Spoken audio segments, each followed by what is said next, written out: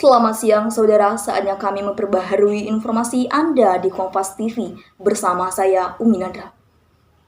Kita ke informasi pertama, lagi dan lagi sejumlah wilayah di Provinsi Riau kembali dilanda banjir.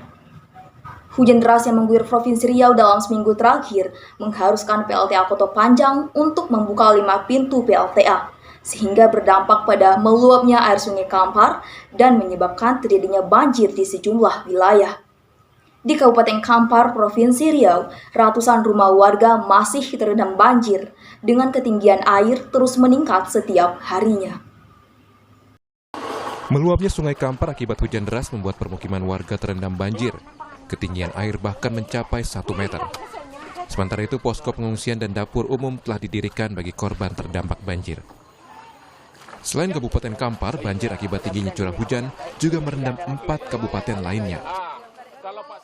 Hari ini kan informasi sudah hampir 5 kabupaten ya, mulai dari Rohul, kemudian Kampar, kemudian Kuansing, kemudian masuk lagi ke Pelalawan, dan Rohil sebagian.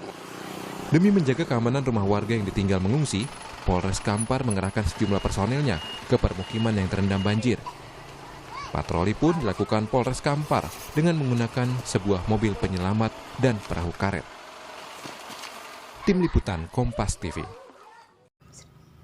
Sering terjadinya banjir di beberapa wilayah di Indonesia tidak menutup kemungkinan bahwa masih banyak masyarakat kita tidak sadar dan peduli akan penyebabnya. Padahal, banjir tidak hanya disebabkan oleh curah hujan saja, melainkan juga bisa disebabkan oleh faktor manusia. Hal ini terjadi karena minimnya edukasi mengenai bencana di masyarakat kita. Oleh karena itu, mahasiswa dari Universitas Riau berinisiatif untuk membuat sebuah video edukasi mengenai bencana banjir serta mitigasinya.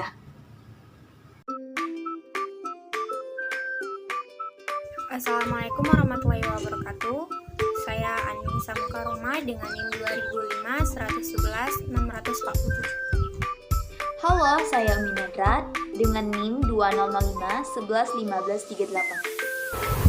Saya Syafira Putri dengan NIM 2005 1106 22. Saya Muhammad Asya Belyamin dengan nomor induk mahasiswa 2005 111 478. Saya Randy dengan NIM 2005 1106 11. Saya Syifa Alfi Najla dengan NIM 2005 11 12 59. Saya Rizky Aisyah dengan NIM 2005 11 06 10.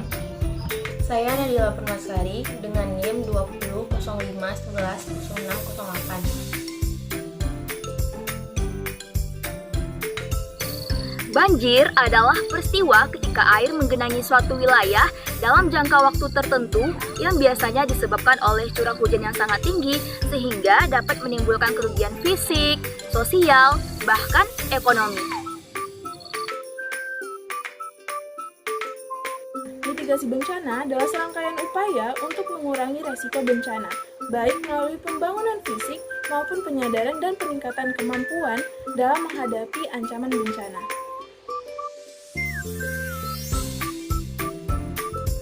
Banjir pada umumnya disebabkan oleh 3 hal. Yang pertama, kegiatan manusia yang berdampak pada perubahan alam.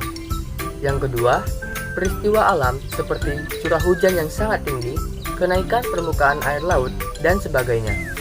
Yang ketiga, degradasi lingkungan seperti hilangnya tumbuhan penutup tanah, pendangkalan sungai, penyempitan alur sungai, dan sebagainya.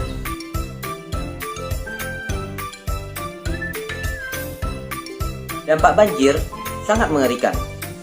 Banjir dapat merusak fasilitas umum seperti gedung-gedung, jembatan, bahkan jalan raya. Banjir juga dapat menyebabkan erosi, tanah longsor, bahkan pencemaran. Dan kotoran yang terbawa oleh arus air banjir dapat membuat kita mudah terserang penyakit diare, bahkan sampai ke penyakit kulit.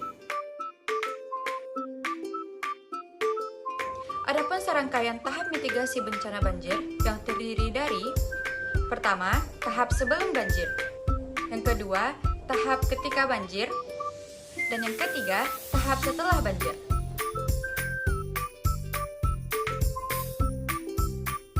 Yang pertama adalah melakukan reboisasi. Akar dari tanaman dapat menyerap dan mencegah air mengalir langsung ke sungai atau pemukiman warga, sehingga dapat mencegah terjadinya banjir.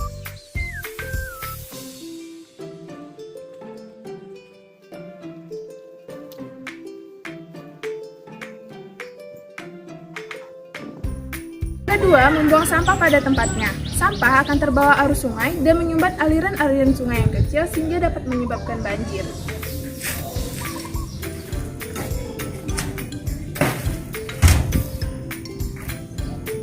Yang ketiga, membersihkan sampah di aliran air sungai.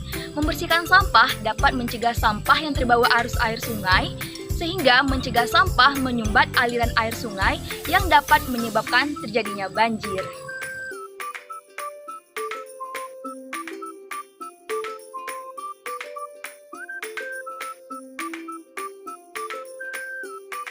Yang keempat, memiliki aliran air yang baik. Aliran air yang buruk, seperti terdapat sampah atau tanaman airnya, dapat menyumbat aliran air tersebut dan menyebabkan banjir.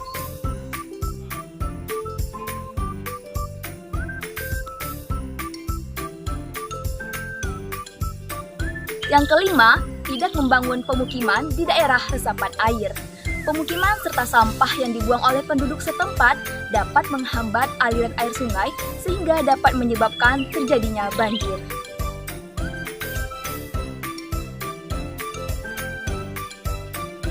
Yang keenam, melakukan simulasi bencana sederhana bersama keluarga. Merencanakan dan mempersiapkan tindakan yang akan dilakukan ketika bencana terjadi dapat memberikan kesiapsiagaan diri dalam menghadapi bencana. Dan yang ketujuh, mempersiapkan tas darurat.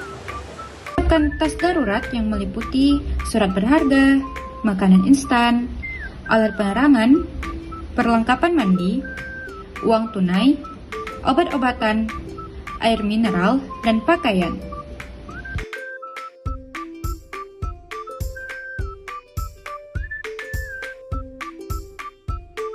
Yang pertama, mengamankan benda-benda yang berharga.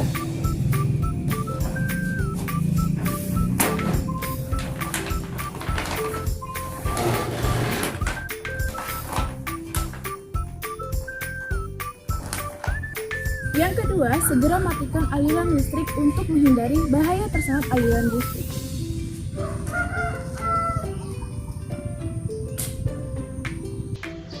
Yang ketiga, menghubungi instansi terkait bencana seperti kepala desa, lurah, ataupun BPD setempat. Yang keempat, tidak berjalan di dekat saluran air untuk menghindari bahaya tergelincir dan terseret arus banjir. Yang kelima, segera mengungsi ke tempat yang lebih tinggi serta menunggu info berikutnya.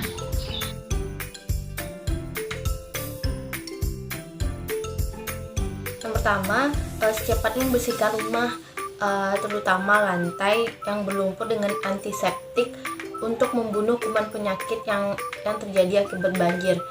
Yang kedua, siapkan air bersih untuk menghindari terjangkitnya penyakit seperti diare. Biasanya setelah banjir itu banyak terjadi penyakit-penyakit seperti diare tersebut.